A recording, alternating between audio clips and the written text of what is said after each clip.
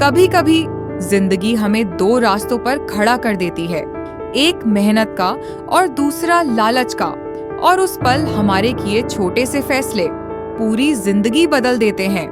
एक तरफ था रमेश, एक ईमानदार मेहनती ढाबे वाला जो हर दिन पसीना बहाकर अपनी किस्मत खुद लिखने में लगा था, और दूसरी तरफ सेठ रामलाल, एक अमीर लेकिन लालच में डूबा व्यापारी जो हमेशा सोचता था कि मेहनत नहीं, सिर्फ चालाकी इंसान को ऊपर ले जाती है।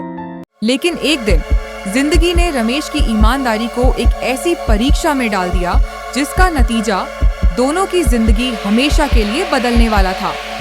सुबह का समय है। रमेश अपने छोटे से लेकिन साफ सुथरे ढाबे पर अकेले गर्मा गर्म चाय और पकवान बना रहा है। उसका शरीर पसीने से भीगा है। रमेश थकी हुई आवाज में हल्की सांस लेकर बोला, सुबह के 4 बज गए हैं, बस थोड़ी देर और, भगवान बस आज का दिन अच्छा कर देना। खुशी से अपने हाथ देखता है।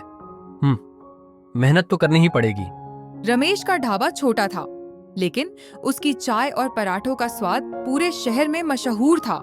वह सुबह 4 बजे से रात 10 बजे तक बिना थके काम करता था।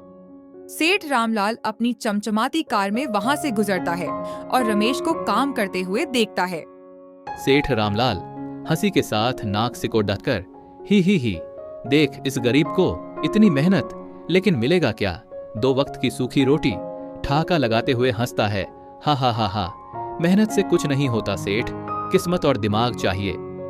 दोपहर का समय, ढाबे पर ग्राहकों की भीड़ है। एक ग्राहक जल्दी में अपनी जेब से पैसे निकालते समय नोटों का एक बंडल गिरा देता है और चला जाता है। ग्राहक जल्दी में, अरे हाँ रमेश भाई ये लो पैसे देकर भाग जाता है। रमेश अचंभे से, अरे रुको भाई। वह देखता है कि जमीन पर एक नोटों का बंडल पड़ा है। ओहो, इतने सारे पैसे! वह पैसे उठाकर गहरी सांस लेता है और परेशान दिखता है। सेठ रामलाल मन ही मन लालच भरी आवाज में, वाह किस्मत, अब देखूंगा यह रमेश कितना ईमानदार है। अगर इसने पैसे रख लिए तो मैं इसे फंसाऊंगा।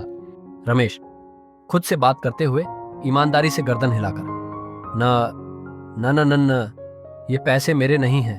मेहनत की कमाई ही सच्ची कमाई होती है। मुझे ये पैसे उसके असली मालिक को लौटाने होंगे। रमेश ढाबे का काम अपनी पत्नी को सौंपकर भागते हुए ग्राहक को ढूंढने निकलता है। सेठ रामलाल का मुंह उतर जाता है और वो बोलता है, सेठ रामलाल गुस्से और निराशा में, धत तेरे की, कैसा बेवकूफ है, इतने पैसे छोड़ दिए। शाम को ग्राहक वापस आता है। वह बहुत दुखी है और अपना सिर पकड़कर बैठा है। ग्राहक, हाय मेरे सारे पैसे खो गए, वो मेरी बेटी की फीस थी, अब क्या होगा? रमेश भाई परेशान मत होइए, वह पैसे का बंडल आगे करता है। ये देखिए आपके पैसे। ग्राहक खुश होकर बोला, क्या सच में? तुमने मुझे बचा लिया। तुम जैसा ईमानदार इंसान मैंने आज तक नहीं देखा। ग्राहक, जो शहर का एक बड़ा बिल्डर है, रमेश के ढाबे की तरक्की के लिए मदद करने का फैसला करता है। ग्राहक बिल्डर बोला, सुनो रमेश, तुम्हारी ईमानदारी ने मेरा दिल जीत लिया। मैं तुम्हें एक बड्ढी जगह पर एक बड़ा ढाबा खोलने में मदद करूंगा। तुम्हें इसके लिए 1 रुपया भी नहीं देना होगा। रमेश की आंखों में आंसू खुशी से गला भर आया है। धन्यवाद, ये तो मेरी मेहनत और ईमानदारी का फल है।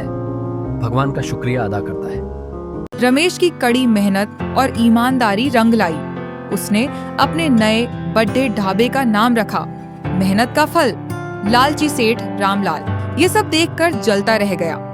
इस कहानी से हमें ये नैतिक शिक्षा मिलती है कि मेहनत और ईमानदारी हमेशा किस्मत से ज्यादा ताकतवर होती है।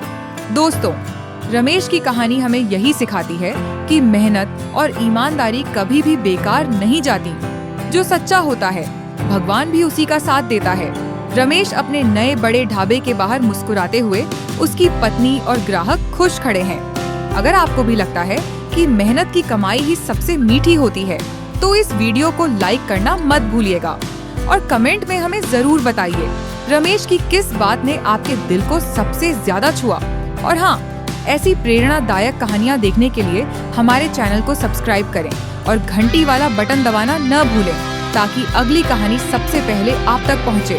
फिर मिलेंगे एक नई सीख, एक नई कहानी के साथ। तब तक मेहनत करते रहिए और मुस्कुराते रहिए।